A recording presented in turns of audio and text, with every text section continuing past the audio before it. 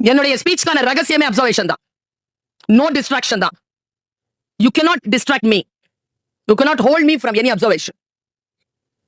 இந்த வித்தையை சொல்லிக் கொடுக்கத்தான் வந்திருக்கிறேன். ஃபர்ஸ்ட் இயர்லயே கத்துக்கோ இதை. நீ இன்ஜினியராவோ டாக்டராவோ என்ன வேணாலும் ஆயிக்கோ, ஒரு ஆர்டிஸ்ட் ஆயிக்கோ, ஒரு ப்ரொஃபசர் ஆயிக்கோ, ஒரு போலீஸ் ஆஃபீஸர் ஆயிக்கோ, ஒரு ஐபிஎஸ் ஆஃபீஸரோ இல்ல மந்திரியோ எது வேணாலும் ஆயிக்கோ. பேசிக் இன்கிரீடியன்ஸ் ஒன்னு இருக்கு. அந்த பேசிக் இன்கிரீடியன்ஸ் உனக்கு சொல்லி கொடுத்துட்டு போறேன். ஃபர்ஸ்ட் டேல இருந்து கடைசி நாள் வரைக்கும் நான் சொல்லுகின்ற சில விஷயங்களில் நீ கவனம் செலுத்திக் கொண்டால், நான் உனக்கு சொல்லுகிறேன், இன்னும் 5 ஆண்டுகளுக்கு பிறகு நான் உன்னை சந்திக்கின்ற பொழுது, மேம் நீங்க சொன்னீங்களே 68, நான் 1 crore தாண்டிட்டேன் மேம், நீ என்கிட்ட கால் லெட்டர் காட்டு. நீ அவ்வளவு பொட்டன்ஷியலாக வளர்வதற்கான வாய்ப்புகள் இந்த கல்வி வளாகம் உனக்கு தரும். வெற்றிகளை தராது, வெற்றி பெறுவதற்கான வாய்ப்புகளை ஏற்படுத்தி தரும். அந்த வாய்ப்புகளை யார் பயன்படுத்திக் கொள்கிறார்களோ அவர்கள் வெற்றி கனியை கைப்பிடிக்கிறார்கள். வெற்றியாளர்கள் எல்லோரும் வாய்ப்புகளை பயன்படுத்திக் கொண்டவர்கள் தான். என்னுடைய வாழ்க்கையை நான் தொடங்கியது ஒரு பிடி டீச்சரா, ஒரு பென்சிலோட. 23 years கையில பென்சில். எல்கேஜி யூகேஜி குழந்தைகளுக்கு பிடி டீச்சர். 3 months தான் ஒர்க் பண்ணேன் அந்த ஸ்கூல்ல. சில விஷயங்கள் நடந்தது.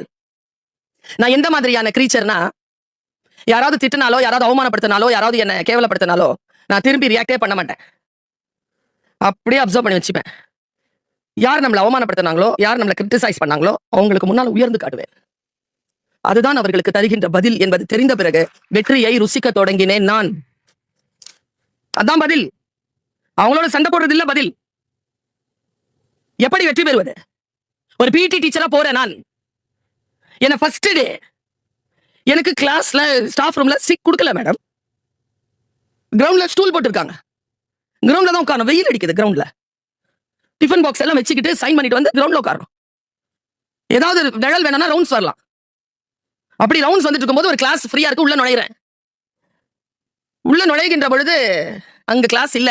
என்ன கிளாஸ்னு கேட்டேன். Thirukkural class, Tamil class. தமிழ் ரொம்ப பிடிக்கும்பா எனக்கு, என் உயிர். தமிழ் மொழி. நான் எம்ஏ படிச்சது லிட்ரேச்சர் கிடையாது, language. MA special Tamil language படிச்சவனா. உள்ள நுழைஞ்சி நான் அந்த பேப்பரை புக்கை வாங்கி பார்க்குறேன். திருவள்ளுவர், ஒழுக்கமுடைமை, எத்தனை பாட்டுப்பா நடத்திருக்காங்கன்னு கேட்குறேன். அப்போ பிஎட் பண்ணியிருக்கேன் நான். எத்தனை பாட்டுப்பா நடத்திருக்காங்க? 3 பாட்டு மேடம். 4வது பாட்டு நான் நடத்தவான்னு கேட்குறேன். பசங்களாம் சிரிக்கிறானுங்க. நல்லா நடத்துவேன்னு சொன்னேன். நடத்துங்க நடத்துங்க. நான் அப்படி ஆரம்பிக்கிறதுக்குள்ள டீச்சர் வந்துட்டாங்க கிளாஸ்க்குள்ள. பிஜி டீச்சர் தானே நீங்க? தமிழ் புக் வச்சுட்டு என்ன பண்றீங்க? போங்க வெளியில. உனக்கு தெரியுமா, இந்த இடத்துல என் ஈரல் வந்து அப்படி மாட்டுச்சு, அப்படி அடைச்சுக்கிடுச்சு துக்கம். தமிழ் கையில புக் இருக்கு, படிச்ச படிப்பு இருக்கு, ஆனால் அதிகாரம் இல்லை, நடத்த முடியாது. அந்த துக்கத்தோட வெளியில வந்து எம்ஏ முடிச்சு ஃபர்ஸ்ட் இயர்லயே யூஜிசி கிளியர் பண்ணி அங்கேயே பிஹெச்டி ஜாயின் பண்ணி பிஹெச்டியை சப்மிட் பண்ணிட்டு 5-6 வருஷத்துக்கு அப்புறமா ஒரு காலேஜ்ல இன்டர்வியூக்கு போய் இப்படி உட்காடுறேன். என் பக்கத்துல என்ன வெளியில போச்சு சொன்னா அதே டீச்சர் இன்டர்வியூக்கு உட்காந்துருக்காங்க. வந்து என்னுடைய பிரம்மா, லிபி 2 பேருமே செலக்ட் ஆயிட்டோம். காலேஜ்ல எங்க 2 பேருக்குமே கேபின். நானும் அவங்களும் பக்கத்துல உட்காந்துருக்கோம். ஆனா என்ன ஒரே ஒரு இயற்கை எனக்கு கொடுத்த ஒரு டிக் தெரியுமா? அவங்களுக்கு முன்னால நான் பிஹெச்டி முடிச்சிருந்ததுனால 19 ஆண்டுகள் அவங்களுக்கு முன்னால சீனியரா நான் இருந்தேன். வாழ்க்கை சில நேரங்களில் உங்களுக்கு வாய்ப்பு கொடுக்கும் குழந்தைங்க. அப்போ வெளிப்பட்டுடாதீங்க, டக்குன்னு வெளிப்படாதீங்க. அப்படி தோற்கவே கூடாது. யார் உன்னை அவமானப்படுத்துகிறார்களோ அவர்கள் தலை தாழ்கின்ற அளவிற்கு நீ உயர்ந்து நிற்க வேண்டும் என்கின்ற மந்திரத்தை உனக்கு முதல் நாளிலேயே சொல்ல வந்திருக்கிறேன். இன்னைக்கு நீ பிடிச்சுக்கிட்டாதான் you cannot step the river twice. உன் காலை தொடுகிற தண்ணீரை மறுபடியும் ஆற்றிலே உன் கால்கள் சந்திக்க வாய்ப்பே கிடையாது. Life is an one-time opportunity. Grab it. Seize it.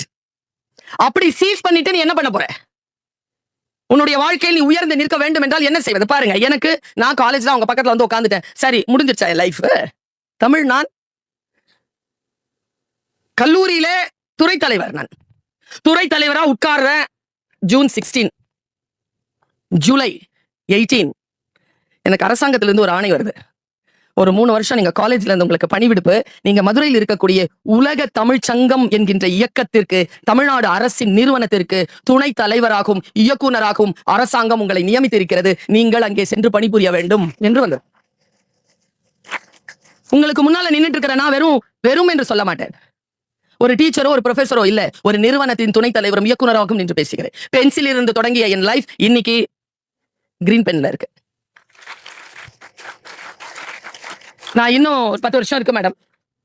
இன்னும் நிறைய ஒர்க் பண்ணனா இந்த கிரீன் பென்ல இருக்கக்கூடிய கிரீன் இங்கின் அதிகாரம் கூடும். பிசாசுத்தனமா வேலை செய், தேவதையாக எல்லாவற்றையும் அனுபவிக்கலாம். வேலையே செய்யறதில்ல, ஒன்னும் செய்யறதில்ல, பெரிய கனவுகள். ஆசைப்படு, தகுதியை வளர்த்து கொண்டு ஆசைப்படு. ஐடி கார்டு கொடுக்கும் பொழுது பெற்றோர்களை கூப்பிடுங்க, பக்கத்துல உட்கார சொல்லுங்க. அவர்கள் கால் பணிந்து அவர்கள் இவர்களை முத்தமிட்டு அவர்கள் கையினால் இவர்கள் இந்த ஐடி கார்டை பெற்றுக்கொள்ளட்டும். கடைசி வரைக்கும் அந்த பாண்டேஜ் இருக்குல்ல, அந்த இமோஷன்ஸ் இருக்குல்ல, உன்னால் நான் இந்த தகுதிக்கான இடத்தை பெற்றிருக்கிறேன் அம்மா அப்பா, நீங்கள் 2 பேரும் உயர்கின்ற அளவிற்கு இந்த சப்ஜெக்டை நான் கிளியர் பண்ணி மந்த்லி இல்லை இயர்லி என்னுடைய வருமானத்தை கூட்டி உங்கள் வாழ்க்கையில் இருக்கக்கூடிய எல்லா வறுமையையும் நான் தீர்ப்பேன் அம்மா என்று சொல்லிவிட்டு அந்த ஐடி கார்டை அவர்கள் பெற்றுக்கொள்ளட்டும். இனிமேல் மாத்தி போடுங்க.